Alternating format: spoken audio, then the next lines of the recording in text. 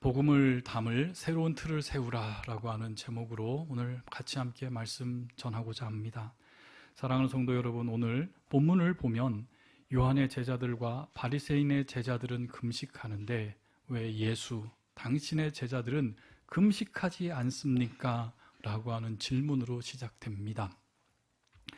이 질문에 대해서는 단순하게 우리는 종교적인 호기심, 왜 당신의 제자들은 그리고 당신은 먹고 마시기를 즐겨 하느냐라고 하는 비난을 뜻하는 것뿐만이 아니라 단순한 호기심의 질문이 아닙니다.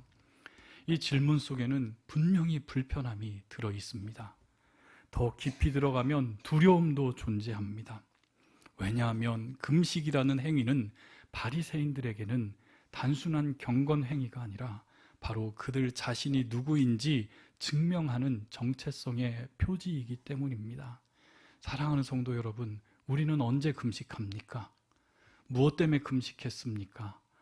언제 가장 최근에 여러분들 금식한 적이 있습니까? 우리는 금식을 왜 하죠? 그리고 금식을 하는 이유가 무엇이죠? 그 본질에는 무엇이 있는지 아십니까, 여러분? 요즘 우리 성도들이 금식하는 그 본질에는 생명을 걸었다라고 하는 의미가 달려있지 않습니까? 곡기를 끊고 물도 끊고 3일 동안 금식한다는 그 이유는 무엇입니까? 내 생명을 걸고 하나님께 매달린다는 의미 아니겠습니까? 저도 금식 많이 했습니다. 정말로 많이 했습니다. 언제 했겠습니까, 여러분? 담임 목사 청빙하면서 청운의 품을 끊고 한국에 도착해서 유학생활을 마무리하고 청빙하는 교회에 지원서를 낼 때마다 저는 금식하기 싫었는데 저희 어머니가 변 목사 믿음 없이 그렇게 하면 어떡하냐고 저를 기도원으로 제 아내까지 쌍으로 보내서 금식하라고 기도하라고. 그의 1년 동안 금식을 몇 번을 했는지 모릅니다. 결과는 어떻게 됐을까요? 어느 곳에서 초청을 받지 못했습니다. 우리 교회 청빙할 때 저 금식했을까요? 안 했을까요? 안 했어요. 어떻게 해요? 그때 미랄 사역하고 있었는데 굶으면 어떻게 해요? 장애인들 사역 어떻게 해요? 못했어요. 그런데 금식 안 하고 청빙한 우리 교회에서는 저를 받아줬더라고요. 어쩌면 좋습니까, 여러분? 요즘 이 시대는 금식이라고 하는 그 행위를 성도들이 잘못 오해를 하고 마치 내가 필요한 것들을 얻기 위해 목숨 걸고 떼쓰는 아이처럼 금식 기도하는 것들이 참 너무 많이 있었습니다. 그런데 이 바리새인들의 금식은 목숨을 걸고 하는 것이 아니라 그들의 정체성을 뜻하는 것이었습니다. 보통 이스라엘 백성들에게 율법에서 원하는, 율법에서 명하는 금식은 1년에 한 번이었습니다. 그것도 대속죄일, 마지막 해 모든 백성들에게 대속죄일을 열리는 제사장의 뿔 나팔 소리가 온 이스라엘에게 들렸을 때에 온 이스라엘 백성들은 하나님 앞에 자신들의 1년간의 죄를 회개하며 금식으로 하나님 앞에 나왔습니다. 그런데 그 금식하는 그 죄의 행위를 이 바리새인들은 거기에 그치지 않고 일주일에 2번, 월요일과 목요일에 그들은 스스로를 거룩하게 이 세상에 속하지 않은 자들이라 하면서 자신의 의와 경건을 더 단단히 그 금식 안에 쌓아 올린 자들이었습니다. 이것은 단순히 종교적인 열심이 아니었음을 우리 지난주에 살폈습니다. 그들에게 금식은 우리는 하나님께 헌신된 자라는 표시였습니다. 우리는 하나님 앞에 이 세상과 분리되어서 거룩하게 살아가기를 위한 우리들의 헌신의 모습이라며 다른 사람들에게 자신들의 거룩함을 증명하는 방식이었습니다. 즉 그들에게는 금식은 자신들의 신앙의 정체성을 확인하고 유지하는 바로 중요한 의식이었던 것입니다. 그런데 주님과 제자들은 그들이 세워놓은 그 틀 안에 들어오지 않았습니다. 제자들은 금식하지 않았다고 성경은 기록합니다. 오히려 세리들과 죄인들과 먹고 마십니다. 그 모습을 본 바리새인들의 눈에는 이렇게 보였을 것입니다. 저들은 경건한 자들이 아니다. 저들에게는 거룩함에 대한 진지함이 없다. 이제 질문은 더욱더 분명해집니다. 그런데 예수님은 이 질문을 단순히 금식의 규례에 대한 토론으로 받아들이지 아니하셨습니다. 예수님은 금식을 해야 되느냐 말아야 되느냐의 문제가 아니라 지금 이 시대가 어떤 시대인지 그리고 자신이 누구인지라고 하는 더 근본적인 질문으로 이 논쟁을 끌어올립니다. 예수님은 규칙을 설명하지 않았고 비유로 자신의 정체성을 선언하십니다. 그리고 그 선언은 우리가 같이 함께 읽은 본문의 두 가지 비유로 우리에게 설명이 됩니다. 첫 번째는 생배 조각의 그리고 낡은 옷의 비유, 그리고 두 번째는 새 포도주와 낡은 가죽 부대의 비유입니다. 우리 같이 함께 말씀을 읽고 확인해 보겠습니다. 생배 조각을 낡은 옷에 붙이는 자가 없나니 만일 그렇게 하면 기운 새 것이 낡은 그것을 당기어 헤어짐이 더하게 되느니라. 새 포도주를 낡은 가죽 부대에 넣는 자가 없나니 만일 그렇게 하면 새 포도주가 부대를 터뜨려 포도주와 부대를 버리게 되리라. 오직 새 포도주는 새 부대에 넣느니라 하시니라. 아멘. 우리는 종종 이 말씀을 읽으며 이렇게 생각하고 오해할 수 있습니다. 아, 예수님께서는 새 것과 새로운 것과 오래된 것이 잘 섞여야 되는구나 라고 말씀하시는구나 할 수 있습니다. 전통과 혁신이 잘 조화시켜야겠구나, 조금씩 고쳐가면 되겠지라고 해석할 수도 있습니다. 그런데 과연 그럴까요? 정말로 주님께서는 그 절충과 타협과 균형을 말씀하고 계신 걸까요? 본문을 다시 한번 주의 깊게 한번 읽어보십시오. 생배 조각을 낡은 조각의 옷에 덧대면 어떻게 된다고 설명이 되어 있습니까? 그 당시의 옷은 정말로 단벌밖에 없었던 옷이었습니다. 옷은 이불과도 같았고 그들의 전 재산과도 같은 것이었습니다. 그런데 옷이 낡아지면, 헤어지면 그것이 어떻게 됩니까? 점점 신축성이 사라집니다. 그런데 그곳에 구멍이 생기고 그곳이 파열이 되면 그곳에 덧을 대게 됩니다. 그런데 그 덧대는 것을 생배, 즉 새로운 배를 가지고 덧을 대면 어떤 일이 생깁니까? 나중에 빨대에, 그리고 나중에 옷에 비에 젖거나 하면 어떤 일이 벌어지나요? 낡은 옷은 아무리 비가 와도 빨래를 해도 그대로인데 새로운 생배 조각은 어떻게 됩니까? 더 수축이 빨리 진행이 됩니다. 그러면 결국 덧댄 생배 조각 때문에 낡은 옷이 어떻게 될까요? 더 찢어지고 더 헤어지게 된다는 것입니다. 새 포도주와 낡은 가죽 부대의 비유도 동일한 비유입니다. 이미 포도주를 담았던 그 낡은 부대는 더 이상 늘어나지 않는 이미 끝까지 팽창된 부대이기에 그 낡은 부대에 새로운 포도주를 담고 늘어난다면, 넣어둔다면 어떻게 되겠습니까? 새로운 포도주는 발효가 되고, 발효가 되면 어떻게 되죠? 가스도 차고 그 가운데 점점 팽창하게 되어서 새로운 가죽이 아닌 낡은 가죽은 어떻게 되겠습니까? 가죽이 감당하지 못하고 터져버리게 된다는 것입니다.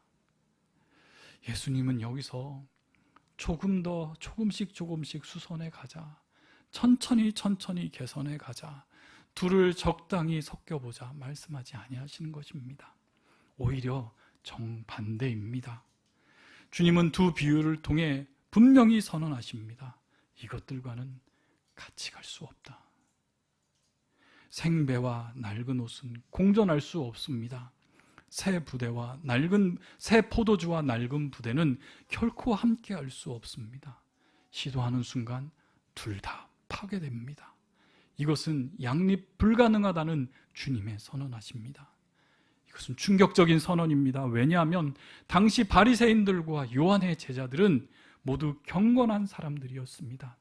자신 나름대로의 신학적인 체계를 가지고 있었고 자신 나름대로는 하나님을 향한 열심 때문에 그 당시의 로마 군인들의, 이방인들의 박해 속에서도 자신이 할 수 있을 만큼은 신앙을 지키며 당시에 그 세상에 섞여 살았던 일반 백성들과는 달리 자신들이 할 수 있을 만큼 경건의 삶을 살았던 사람들이었습니다. 그들은 하나님을 여전히 사랑했고, 그들은 금식하며 하나님을 찾았으며 율법을 지키며 거룩을 추구했던 사람들입니다. 그들의 열심은 진지했지만 사실 그 열심이 자기 자신을 의롭다 여기는 그 구조 속에 갇혀버렸다라고 하는 것을 보여주는 자들입니다. 그런데 예수님은 그들의 경건과 주님께서 가져오실 새로운 복음, 하나님 나라는 그들이 가지고 있었던 그 틀 안에 담길 수 없다라고 선언하시는 것입니다.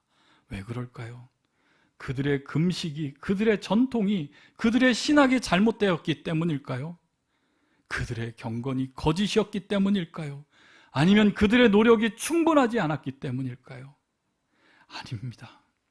문제는 그들의 성실성이나 그들의 진정성에 있는 것이 아니었습니다. 문제는 그들이 열심히 부족해서가 아니었습니다. 오히려 그들의 열심은 차고 넘치고 충족됐습니다. 일주일에 2번씩 금식하는 그 경건이라니요. 11조 이상의 11조를 내며 가난한 자들에게 돕는 그 열심은요. 오죽했으면 예수님께서 바리새인의 의보다 너희들의 의가 낫지 아니하면 너희들은 하나님 나라에 갈 수 없다라고 그들의 의를 칭송하셨을까요?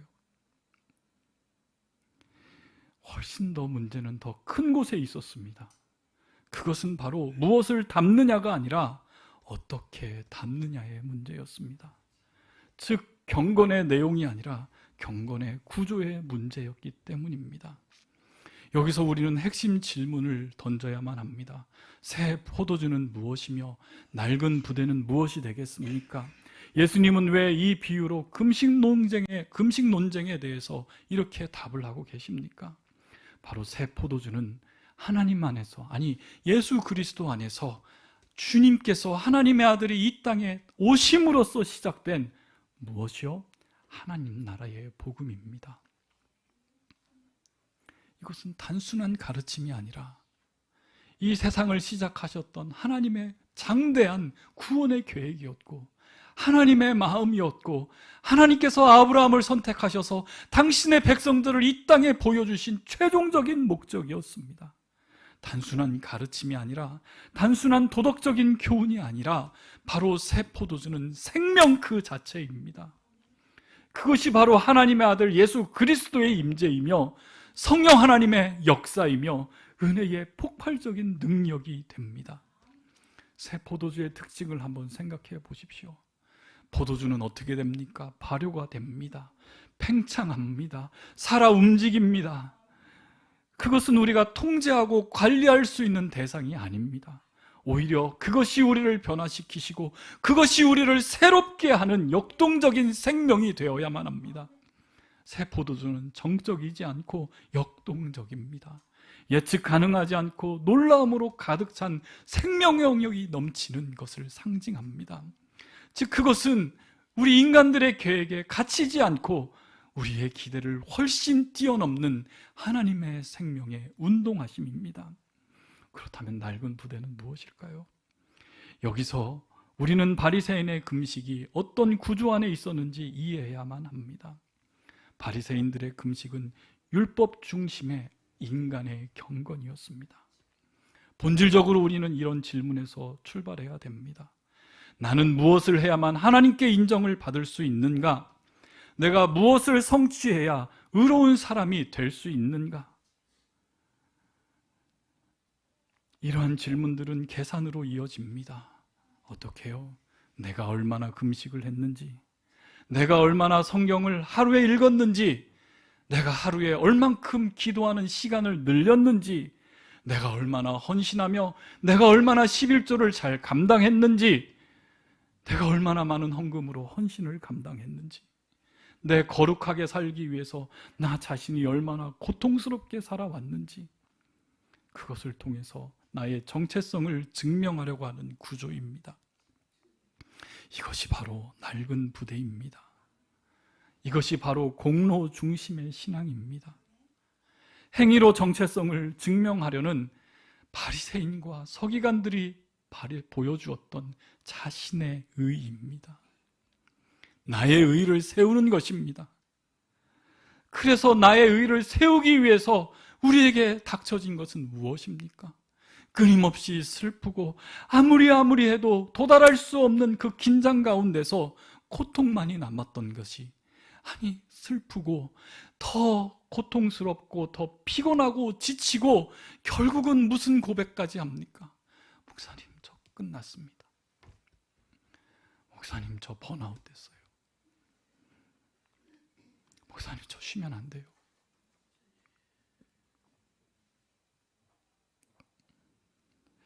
이 구조의 문제가 무엇입니까?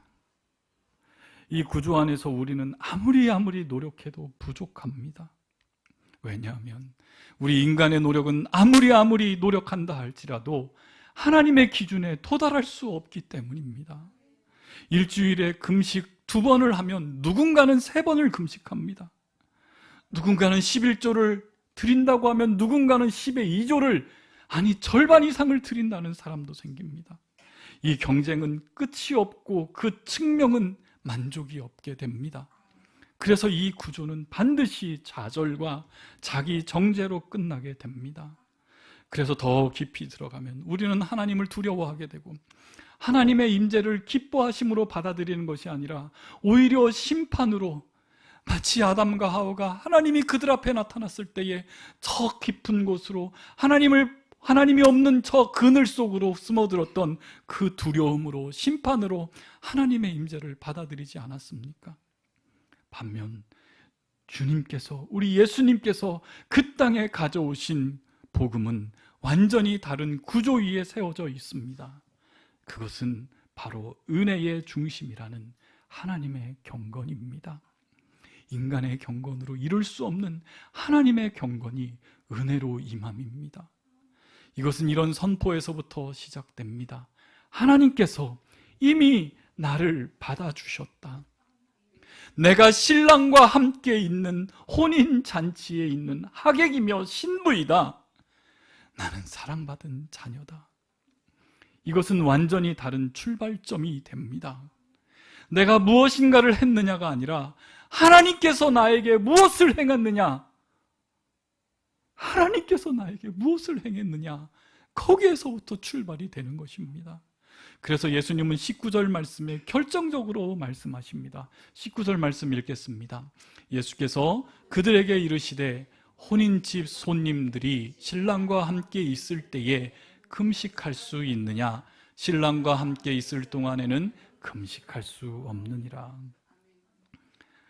혼인집 손님들이 신랑과 함께 있을 때에 금식할 수 있겠느냐? 여기에 모든 것이 담겨 있지 않습니까, 여러분? 신랑과 함께 있는데 왜 슬퍼합니까? 이미 잔치 중인데 왜 금식을 해야만 합니까? 하나님의 임재가 이미 이 가운데 임재해 있는데 왜 여전히 그 하나님을 불러오려고 그렇게 애쓰고 있습니까? 이미 선물을 받은 사람들인데 왜 여전히 그 선물을 받겠다고 그렇게 발버둥치며 노력을 합니까?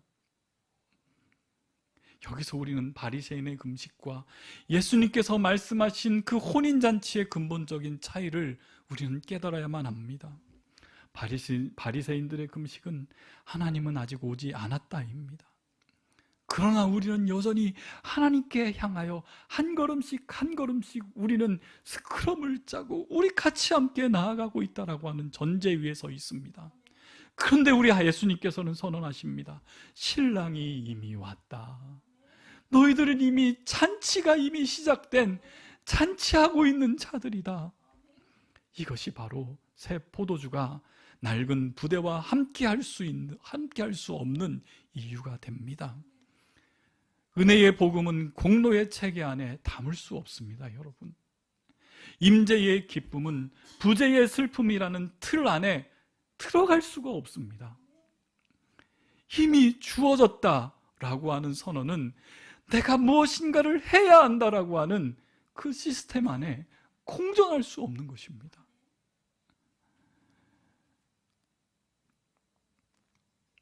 새 포도주를 낡은 부대에 담으면 어떤 일이 벌어집니까? 불과 하루 이틀 지나서 무슨 일이 벌어집니까, 여러분? 찢어집니다. 새 포도주는 흘러져 내립니다. 더 이상 아무것도 안 되고 모든 것이 다 파괴가 됩니다. 복음도 왜곡되고 우리의 신앙도 무너집니다. 이것은 단순한 신학적 이론이 아닙니다. 교리의 문제도 아닙니다. 지금 이 순간 우리가 어떻게 살고 있는가라고 하는 문제입니다. 그렇다면 우리는 스스로에게 이 날카로운 질문을 던지며 오늘 이 자리에 서야 되지 않겠습니까?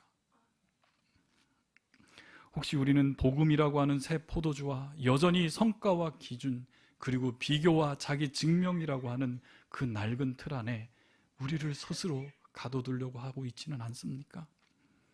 신앙의 외형은 그럴듯하게 수십 년을 이 자리에서 예배드리는 자가 되어 이 자리에 와서 있지만 마음속 깊은 곳에서는 여전히 우리에게 존재해야 될 기쁨은 사라진 채 우리 살아있지는 않았습니까?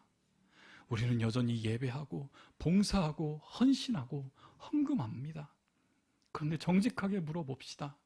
그 헌신이 자유에서 나오는 기쁨입니까? 아니면 멈추고 무너질 것만 같은 두려움에서 나온 수고였습니까? 우리는 교회에 나왔습니다. 이 자리에서 예배하는 자가 되었습니다. 그렇다면 과연 신랑과 함께 누리는 기쁨이 우리 안에 있습니까? 아니면 그저 의무를 감당하고 있을 뿐입니까? 만일 신앙이 점점 무거워지고 기쁨보다는 피로가 앞서며 은혜보다는 책임이 더 크게 느껴진다면 그 이유는 무엇이겠습니까? 진리가 없어서이겠습니까? 복음이 약해져이겠습니까? 아닙니다. 그것은 우리가 여전히 이 복음을 낡은 부대에 담고 있기 때문이 아니겠습니까? 오늘은 이 질문 앞에 우리 같이 함께 멈춰서기를 소원합니다. 여러분들 도망치지 마십시오. 회피하지 마십시오. 나는 무엇으로 나의 신앙을 설명하고 있는가? 나는 누구와 함께 있다는 사실로 나의 믿음을, 나의 그리스도인 됨을, 내가 하나님의 자녀가 됨을 정의합니까? 아니면 나는 여전히 하나님의 자녀가 되기 위해서 무엇인가를 했는가로 나를 증명하라고 했습니까? 사실 이 질문은 불편합니다. 정말로 불편합니다. 그러나 이 불편함이야말로 우리가 말씀 앞에서 우리 스스로를 정직하게 할 수 있는 유일한 통로가 됩니다. 사랑하는 성도 여러분, 그렇다면 우리는 이 질문 앞에 우리 같이 함께 우리를 던졌으면 좋겠습니다. 그렇다면 우리 한마음교회는 어떤 부대입니까? 우리는 새 포도주를 담고 있습니까? 아니면 여전히 낡은 부대의 그 낡은 포도주, 그 구조를 담고 머물러 있습니까? 정말로 신랑이 이 자리에 오셔서 그 신부와 함께 하객들과 함께 기쁨을 하는 기쁨이 넘치는 공동체입니까? 아니면 여전히 금식하며 자격을 증명하려는 슬픔에 담겨 있는 공동체입니까? 우리 주님께서는 2000년 전에 이미 잔치가 시작되었다 선언하시는 그 선언 앞에 신랑이 우리와 함께 계십니다. 그리고 혼인의 잔치의 초대장이 이미 저와 여러분에게 발송되었습니다. 이것은 과거의 사건이 아니라 지금 이 시대를 2025년 12월 14일 이 시간을 지나가고 있는 저희들에게 살아가고 있는 현실이 되어야만 합니다. 그런데 놀랍게도 교회들은 여전히 종종 잔치 밖에서 금식하며 슬퍼하는 교회들이 너무 많이 있다라는 것입니다. 나 자신을 증명하기 위해, 우리 자신을 증명하기 위해, 우리가 거룩함을 증명하기 위해 우리 스스로를 잔치 밖으로, 아니 그 잔치 안으로 들어가기 위해 노력하고 있는 교회들이 너무너무 많다는 것입니다. 우리는 여전히 싸움만 남은 성화의 현장에서 좌절하고 있습니다. 우리는 여전히 자기 검증의 무게에 짓눌려서 우리는 이렇게 묻고 있습니다. 나는 정말 구원받은 사람인가? 나는 이미 충분히 거룩함인가? 나의 헌신은 하나님께서 정말로 받아들여질 만한 나의 전적인 헌신을 내가 하나님께 드리고 있는가? 다른 사람들에 비해서 나의 믿음은 어떤 것인가? 이런 질문들이 우리를 지배한다면 우리는 낡은 부대 안에 있는 것입니다. 여전히 공로 중심으로 나 자신을 증명하기 위해서, 우리를 증명하기 위해서 우리는 노력하며 그곳에서 출발하는 신앙을 우리는 하고 있는 것입니다. 결코 이런 구조 속에서는 우리는 참된 평안을 얻을 수 없고, 그 구조 속에서는 우리는 기뻐할 수 없고, 언제나 불안에 떨며 언제나 슬퍼하고 나 자신을 다그치는 그런 상황 속으로 우리는 신앙생활할 수밖에 없게 됩니다. 그러나 새 부대는 완전히 다른 질문에서 우리를 초대합니다. 하나님께서 이미 나를 받아주셨는데, 은혜로 아무 공로 없는 죄인으로밖에 진노받을 수밖에 없는 나를 십자가의 은혜로 나를 받아주셨는데 나는 어떻게 살아야 될까? 바로 이것이 은혜에서 출발하는 교회의 질문이 되어야만 합니다. 이것은 정죄보다 회복이 먼저인 구조입니다. 해야만 한다가 아니라 이미 주어졌다라고 하며 움직이는 교회입니다. 그렇다면 여러분, 새 부대는 구체적으로 무엇이겠습니까? 그것은 실패한 사람이 다시 일어날 수 있는 공동체입니다. 죄를 지은 사람을 정죄하는 것이 아니라 이곳에서 죄사함을 받은 성도들이 같이 함께 회복을 경험하는 공간입니다. 약한 사람이 자신의 약함을 숨기지 않아도 되는 안전한 곳입니다. 질문하는 사람이 의심의 낙인이 아니라 성장의 기회를 받을 수 있는 곳이 되어야만 합니다. 왜냐하면 우리의 가치는 우리의 행위가 아니라 우리를 초대하신 신랑의 은혜에 달려있기 때문입니다. 여기서 우리는 분명히 해야 될 것이 있습니다. 바로 새 부대가 된다는 것은 죄를 가볍게 여긴다거나 거룩을 포기하라는 이야기가 아닙니다. 오히려 정반대입니다. 은혜 안에 있는 사람은, 은혜 안에 있는 사람만이 진정한 거룩으로 나아갈 수 있습니다. 그 은혜가 나를 지배할 때에 그 은혜가 나를 몰아가는 방향이 거룩입니다, 여러분. 은혜만이 거룩을 가능하게 합니다. 정죄 아래에 있는 사람은 죄와 싸우는 것이 아니라 바로 자기 자신과 싸우는 것입니다. 그 죄를 미워하는 것이 아니라 자기 자신을 미워한다는 것입니다. 그는 변화되는 것이 아니라 숨깁니다. 그는 회개하는 것이 아니라 위선을 합니다. 왜냐하면 자기 스스로를 정죄하는 그 구조 안에서는 약함을 드러내는 것, 자신이 죄가 지었음을 드러내는 것, 그것은 곧 자기 자신의 정체성을 상실하는 공동체가 되기 때문입니다. 그러나 은혜 안에 있는 사람과 은혜가 지배하는 공동체는 다릅니다. 자신의 죄를 솔직히 인정할 수 있습니다.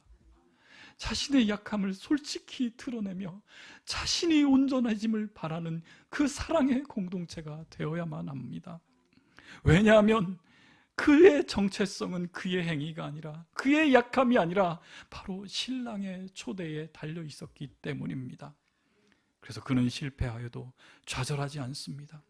왜냐하면 그의 가치는 그의 성공이 아니라 하나님의 사랑에 근거하기 때문입니다. 이미 받은 사랑의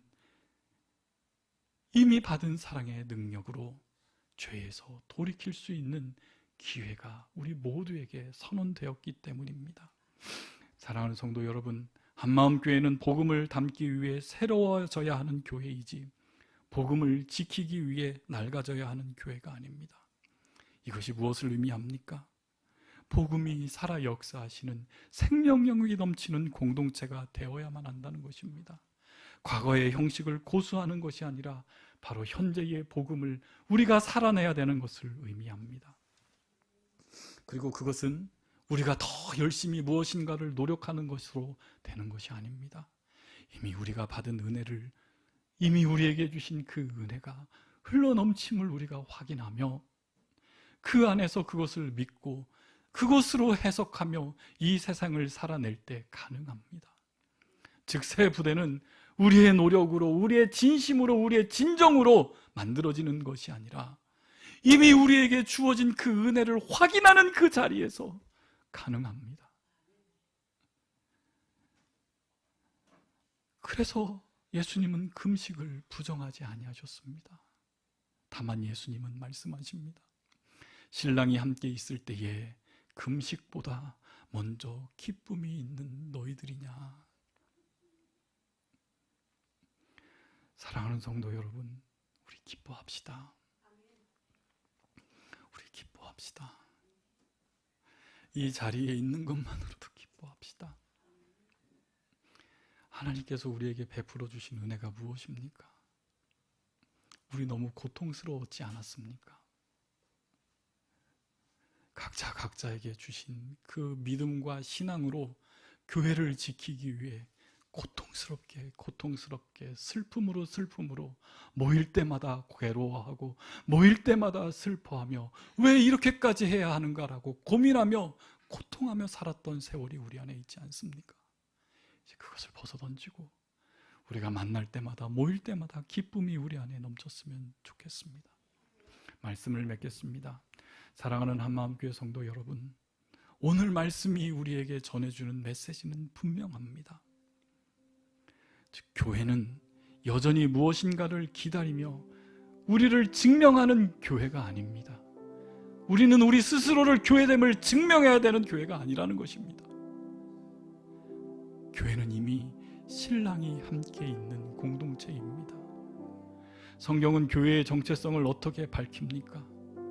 우리는 단지 이 세상 사람들보다 조금 더 높은 도덕적인 사람들이 아니라 궁극적으로 어린 양의 혼인잔치에 초대된 신부라고 저와 여러분을 부르지 않습니까? 계시록 19장 7절에서 8절 말씀 보고 같이 확인하겠습니다. 우리가 즐거워하고 크게 기뻐하며 그에게 영광을 돌리세. 어린 양의 혼인 기약이 이르렀고 그의 아내가 자신을 준비하였으므로 그에게 빛나고 깨끗한 세마포 옷을 입도록 허락하셨으니 이 세마포 옷은 성도들의 옳은 행실이라. 아멘. 우리는 이미 어린 양의 혼인 잔치에 초대된 사람들입니다. 여러분, 이것을 저 먼 미래에 내가 죽고 난 후에 수천 년이 지난 미래에 일어날 일로 여러분들 생각하지 마십시오. 이것은 이미 우리 안에 일어난 현실이고 이미 완료된 세계입니다. 하나님의 작정하심 안에 하나님께서 그 세계를 이미 완성해 놓고 저와 여러분을 그곳에 초대하심입니다. 중요한 것은 순서입니다.